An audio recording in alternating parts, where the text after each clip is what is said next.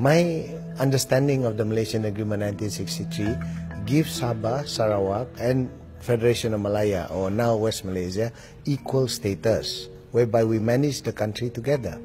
We are supposed to co-administer the country together. You cannot equate Sabah to Johor. You cannot equate Sabah or Sarawak to Penang. That is one grouping in the Federation of Malaya.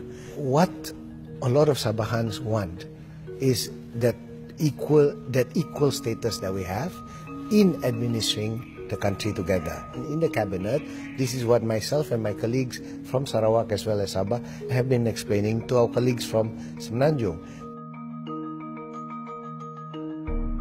The perception on Sabah is we are just anak tirikan in bahasa. And every time there's election as well, we seem to be the focus. That's why you hear of Pan Borneo, you hear of so many things, until some former ministers even said Sabahans and Sarawakian should be thankful that the federal government looked into our affairs. I think it's wrong. In fact, a lot of things that we have are still not satisfactory, and that is why Sabahans and Sarawakians are really angry. And we have to quell down this resentment, this anger, and explain.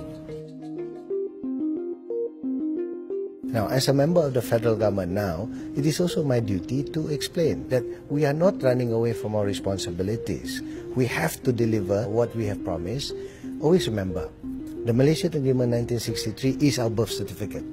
So how can you ignore your birth certificate? The Chinese always have a saying, never forget the source of water. We began with the Malaysian Agreement 1963, and if we forget that source, then we're really in trouble. I think we will do better because at that stage, everybody will be together. There's no more question of feeling sidelined, feeling left out. The minute you honor the Malaysian Agreement 1963, the people of West Malaysia, Sabah and Sarawak will be together even more, and they will even manage the country better than we ever expected.